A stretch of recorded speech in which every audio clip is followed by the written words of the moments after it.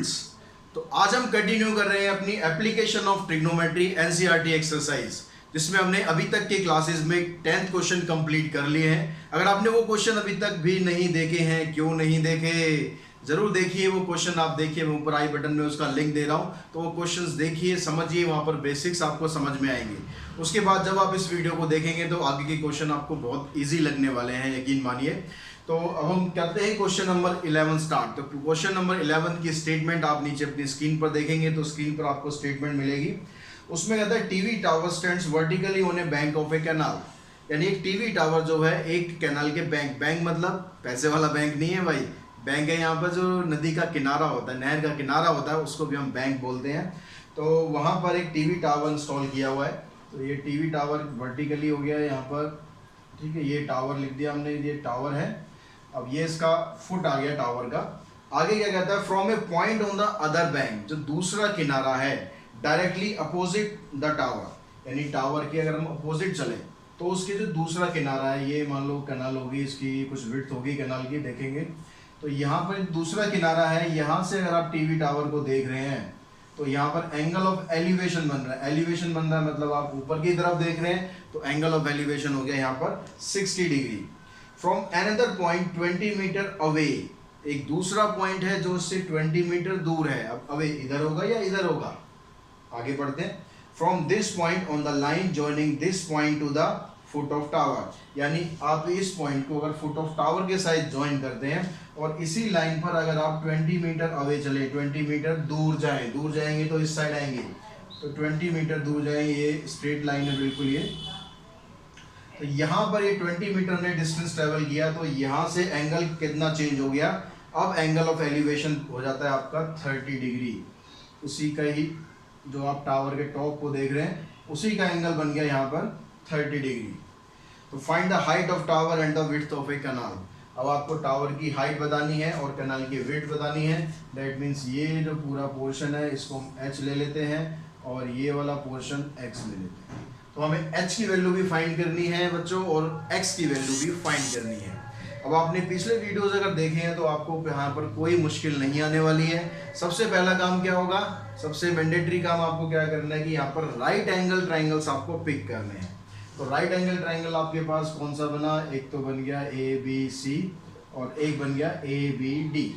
तो ये हमेशा इसमें ध्यान रखेंगे कौन से ट्राइंगल लेने हैं, राइट एंगल ट्राइंगल्स आपको लेने हैं। तो पहले जब राइट एंगल ट्राइंगल लेते हैं हम इन ट्राइंगल ABC। अब इस ट्राइंगल के अंदर क्योंकि एंगल यहाँ पर है तो ये आपका बेस है और ये परपेंडिकुलर है, तो परपेंडिकुलर लिया आपने AB, बेस हो गया BC, AB upon BC equals to 1060 degree. ठीक है, क्योंकि एंगल आपका 60 डिग्री था। परपेंडिकुलर अपॉन बेस याद है ना, पंडित बद्री प्रसाद हर बोले, भूलना नहीं है बिल्कुल भी। तो इसके हिसाब से आप देखेंगे तो परपेंडिकुलर अपॉन बेस क्या होता है, tan थीटा होता है, इसलिए 1060 की वैल्यू अरे अब तो याद होगी होगी बिल्कुल अच्छी तरह। याद नहीं हुई तो फिर तो लानत वाली बात है, तो अब याद हो जानी चाहिए अच्छी तरह। AB की वैल्यू क्या आपके पास, AB की वैल्यू है h, तो AB की जगह हम h पुट कर देते हैं, BC की जगह x। tan 60 की वैल्यू सोचो सोचो सोचो, ठीक, बिल्कुल ठीक। √3 अगर आपने सोचा है तो बिल्कुल ठीक है, कुछ और सोचा है तो गड़बड़ है, सही करो उसको। तो यहाँ से इसको क्रॉस मल्टीप्लाई किया आपने, h की वैल्यू फाइंड कर ली, h आ गया आपके पास √3x। एक हमने ट्राइंगल लिया, उसको हमने सॉल्व कर दिया। अब क्या करना है, दूसरा ट्राइंगल लेना है ABD। हमेशा राइट एंगल ट्राइंगल ही लेने हैं, ध्यान रखेंगे हमेशा इन ट्राइंगल ABD। तो यहाँ पर परपेंडिकुलर आ गया आपका AB और बेस क्या बन गया, बेस ये पूरा है, बेस पूरा है कितना BD, तो AB अपॉन BD। तो यहाँ पर आप एंगल कौन सा लेंगे, अब इसमें 60 का कोई रोल नहीं है, आप ट्राइंगल ये वाला ले रहे हैं, यहाँ पर ट्राइंगल ले रहे हैं, तो बेस एंगल इसका 30 डिग्री है, तो क्या करना है tan 30 रहेगा, tan ही, क्योंकि परपेंडिकुलर अपॉन बेस ले रहे हैं। अब AB की वैल्यू क्या थी आपके पास, AB की वैल्यू है h और BD कितना है, BD ये हो गया 20 प्लस x, तो BD की वैल्यू आपने पुट कर दी 20 प्लस x, tan 30 की वैल्यू होगी 1/√3। क्या करना है, क्रॉस मल्टीप्लाई कर देंगे, क्रॉस मल्टीप्लाई किया, यहाँ पर √3h equals to 20 plus x। अब यहाँ पर देखो आपके पास रिलेशन ऑलरेडी क्या था कि h की वैल्यू √3x है, तो h की जगह आपने √3x यहाँ पर अप्लाई कर देना है। h की जगह आ गया √3x equals to 20 plus x। अब यहाँ पर देखो √3 को √3 से मल्टीप्लाई करेंगे, क्या आ जाएगा 3x आ गया, x वाली टर्म इधर ले आई, ट्रांसपोजिशन कर दी हमने, 3x माइनस x यानी 2x आ गया। तो 2x की वैल्यू 20 है यानी x की वैल्यू क्या आ गई 10। अब x की वैल्यू को आप पुट कर देंगे इधर, तो उससे क्या निकल जाएगा, h निकल जाएगा √3 इंटू 10 यानी 10√3। h भी आपने निकाल दिया, x भी आपने निकाल दिया, यही तो पूछा था हमसे, निकल गया है। तो h क्या था, हाइट ऑफ टावर, तो यहाँ लिख देंगे height of tower. Height of tower बच्चों आ गई कितनी 10√3 मीटर, ठीक है। और width of canal, width of canal क्या कितनी आ गई, विड्थ आ गई इसकी कितनी थी x यानी 10 मीटर। तो इस तरह से दो राइट एंगल ट्रायंगल की हेल्प से और ट्रिग्नोमेट्री की हेल्प से आप किसी भी चीज़ की हाइट फाइंड कर सकते हो, विड्थ फाइंड कर सकते हो, बस आपको कुछ एक इंफॉर्मेशन चाहिए। अब हम चलते हैं क्वेश्चन नंबर 12 के ऊपर, इसका स्क्रीनशॉट लेना चाहे आप ले सकते हैं। क्वेश्चन नंबर 12 में आप देखो इसकी स्टेटमेंट को ध्यान से पढ़ो, क्या स्टेटमेंट दी है। स्टेटमेंट पढ़ना बच्चों बहुत जरूरी है, स्टेटमेंट पढ़ के फिगर आप बना लोगे तो डेफिनेटली क्वेश्चन आपका सॉल्व होगा ही होगा, कोई रोक नहीं सकता। कैसा भी मुश्किल क्वेश्चन आ जाए, बस फिगर सही से बनाना सीख लो। और मेरा कंसेप्ट यहाँ पर यही है कि आपको फिगर बनानी मैं सिखा दूँ। ये वीडियो की सीरीज खत्म होने के बाद आप इसके हर एक क्वेश्चन की फिगर बड़े आराम से बना सकें, यही मेरा मकसद है। इसलिए वीडियो आप बड़े ध्यान से देखिए और वीडियो को स्किप मत कीजिए, स्किप करेंगे तो कहीं ना कहीं कुछ ना कुछ स्किप हो ही जाएगा। तो देखो 12th क्वेश्चन में क्या कहता है, from the top of a 7 meter high building, क्या है लाइन का मतलब समझेंगे, from a top of 7 meter high building. एक 7 मीटर हाई बिल्डिंग है, इसके टॉप से हम देख रहे हैं, हम यहाँ पर हैं अभी, ठीक है, यहाँ से हम देख रहे हैं, किसको देख रहे हैं, द एंगल ऑफ एलिवेशन। क्या दे दिया, एंगल ऑफ एलिवेशन दे दिया। यहाँ पर हम खड़े हैं और यहाँ पर खड़े होने के बाद भी एंगल ऑफ एलिवेशन है। एलिवेशन का मतलब क्या बताया था मैंने, एलिवेशन का मतलब आप ऊपर देख रहे हैं। तो यहाँ पर हम खड़े होके ऊपर की तरफ देख रहे हैं, क्या देख रहे हैं, the angle of elevation of top of A cable tower, एक केबल टावर को देख रहे हैं। तो केबल टावर मतलब ऊंचा हो गया बिल्डिंग से, तो क्योंकि यहाँ पर खड़े होके आप केबल टावर के टॉप को देख रहे हो और एंगल ऑफ एलिवेशन क्रिएट हो रहा है, यानी जो टावर है वो आपकी बिल्डिंग से बड़ा है, इज 60 डिग्री।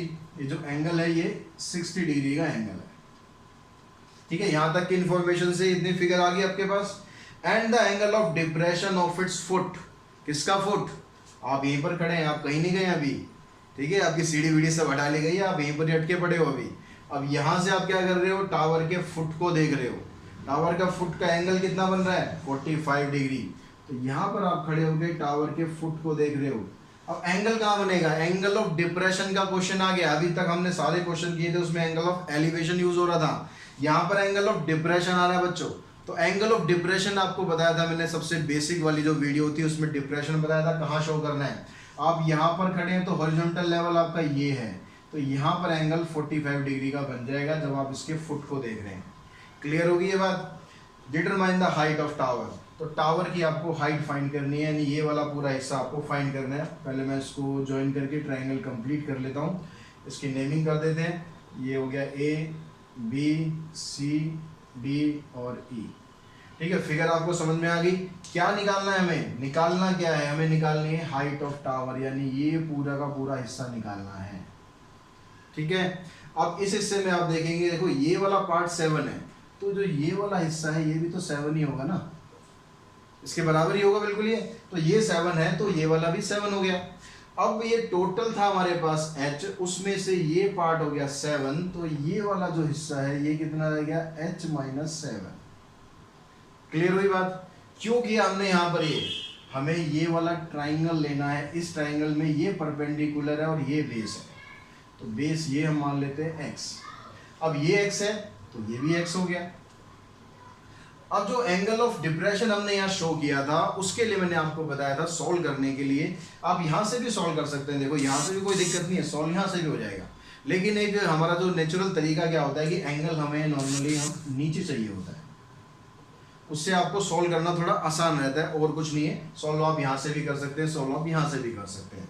अब ये एंगल दोनों, ये 45 है तो मैंने यहाँ भी 45 लिख दिया। क्यों लिख दिया, इसका भी डिटेल मैंने बेसिक वाले वीडियो में बताया था, उसको जरूर देखना अगर नहीं देखी है तो। क्योंकि ये दोनों लाइन ये भी हॉरिजॉन्टल है, ये भी हॉरिजॉन्टल है, तो ये 45 एंगल है तो ये वाला एंगल भी 45 डिग्री होगा because of alternate angle. Alternate interior angle is always same, ठीक है, इन टू पैरेलल लाइंस। तो ये पैरेलल लाइंस हैं, इसलिए ये दोनों ऑल्टरनेट इंटीरियर एंगल दोनों सेम हो गए। अब आप पहले ये ट्राइंगल लेंगे, क्योंकि इस ट्राइंगल में आपके पास ये इंफॉर्मेशन है, ये आप निकाल लेंगे इसकी हेल्प से। तो अगर हम यहाँ पर ये बेस एंगल हुआ आपका, तो ये परपेंडिकुलर हो गया, ये बेस हो गया। तो मैं ले रहा हूँ पहले इन ट्राइंगल ABD। फिगर अच्छे से समझ में आ जानी चाहिए, फिगर अच्छे से समझ में नहीं आई है तो एक बार दोबारा रिवाइंड करो, ध्यान से देखो एक एक चीज मैंने क्या क्या निकाली और क्यों निकाली है। तो यहाँ पर देखो इन ट्राइंगल ABD, परपेंडिकुलर आ गया आपका AB और बेस आ गया BD, एंगल आ गया इसमें 1045। तो AB की वैल्यू 7, BD की x, 1045 हो गया 1, दैट मीन्स x की वैल्यू आ गई 7। जब भी एंगल हमें 45 डिग्री होगा तो उसमें हमेशा परपेंडिकुलर और बेस सेम ही होंगे, ये हमेशा ध्यान रखो। अब आ जाते हैं हम, ये वाला ट्राइंगल हमें नहीं लेना क्योंकि ये वाला यही था, ठीक है, ये हमने सॉल्व कर लिया। हम अब ट्राइंगल ये वाला लेते हैं CEA, इन ट्राइंगल CEA। तो यहाँ पर देखो इस ट्राइंगल में क्या हो रहा है, ये परपेंडिकुलर बन रहा है आपका CE और बेस हो रहा है AE, CE और बेस हो गया AE। अब यहाँ पर जो एंगल क्रिएट हो रहा है वो है 60 डिग्री का। अब C की वैल्यू क्या है, C की वैल्यू हमने निकाली है, देखो यहाँ पर क्या निकाली है, h-7, ठीक है, वैल्यू हमने इसलिए निकाली थी, परपेंडिकुलर आ गया। बेस क्या है इसका, बेस है AE, AE की वैल्यू x हो गई, 1060 की वैल्यू √3 आ गई। क्रॉस मल्टीप्लाई करते हैं, h-7 इक्वल्स टू √3x। भाई इस x की वैल्यू तो थी ना हमारे पास, x की वैल्यू क्या थी 7, तो x की वैल्यू आपसी थी, यहाँ पर पुट कर देंगे, तो h-7 इक्वल्स टू √3 इंटू 7, तो 7 √3 हो गया।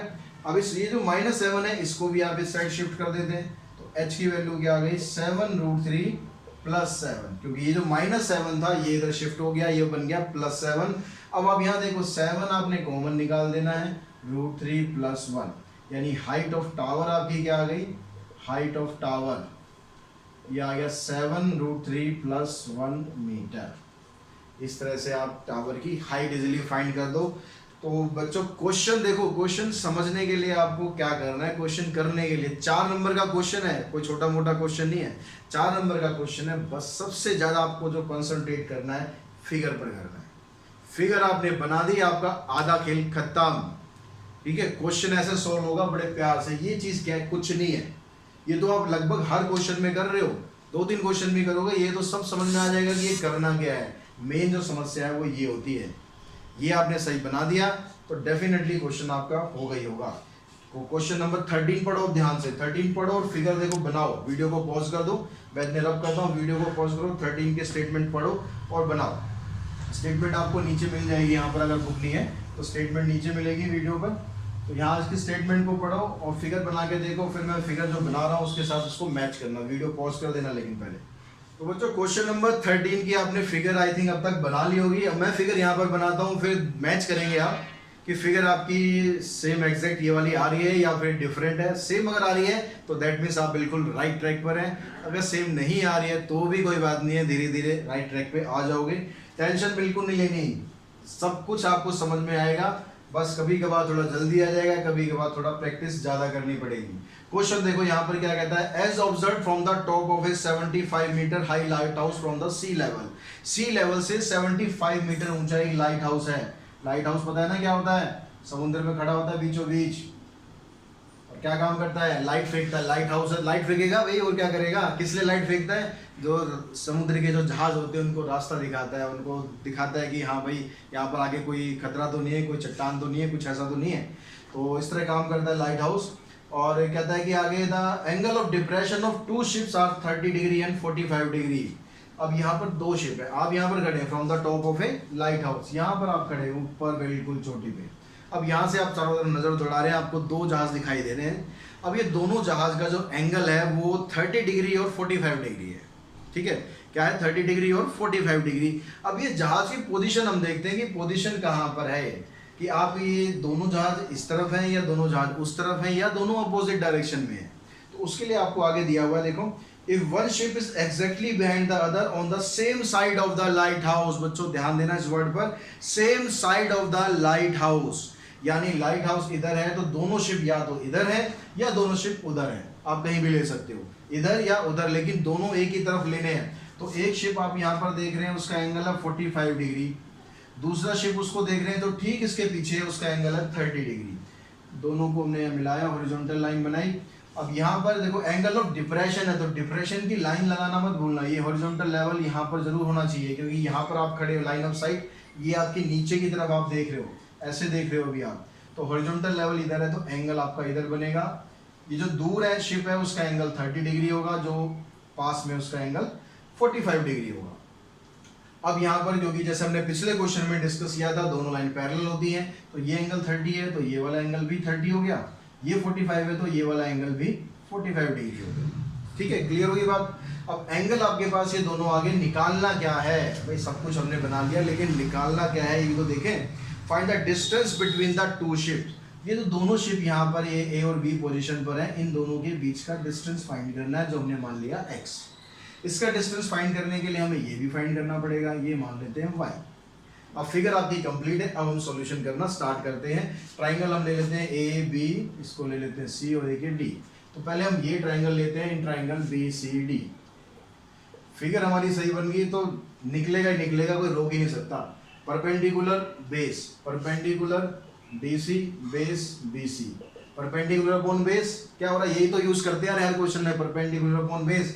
अब तक तो बिल्कुल रट गया होगा। 10 एंगल कितना 45, 10 45 की वैल्यू 1 होती है, तो 10 45 हो गया आपके पास। यहाँ पर DC की वैल्यू क्या है, DC है 75, तो DC की जगह 75, BC हमने y माना, तो ये वैल्यू 1, यानी y की वैल्यू आ गई 75, y निकल गया। और y निकालने के बाद आप यहाँ पर ट्राइंगल ले लो DCA। कौन सा ट्राइंगल लिया, इन ट्राइंगल DCA, क्योंकि ट्राइंगल हमेशा लेना है राइट एंगल ट्राइंगल। तो इस यहाँ पर परपेंडिकुलर बन गया DC और बेस हो जाएगी पूरा AC, तो DC अपॉन में AC इक्वल्स टू 10, एंगल क्या है यहाँ पर 30 डिग्री। अब DC की वैल्यू देखो, DC क्या है 75 है, तो DC हमने लिखा है यहाँ 75, और AC हो गया, AC ये पूरा x प्लस y, इसमें हो गया x प्लस y, और 10 30 की वैल्यू 1/√3, क्रॉस मल्टीप्लाई करते हैं तो x प्लस y की वैल्यू आ गई हमारे पास 75√3। और हमने तो पहली इक्वेशन बनाई थी, वहां से y की वैल्यू हमारे पास थी 75, तो इस y की जगह पर वो पुट कर देते हैं, तो x plus 75 equals to 75√3।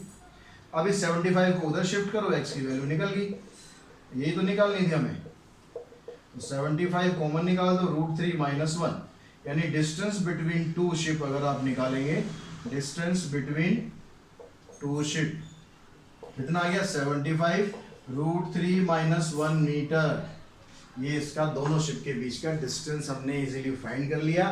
Figure सही तो आंसर भी सही।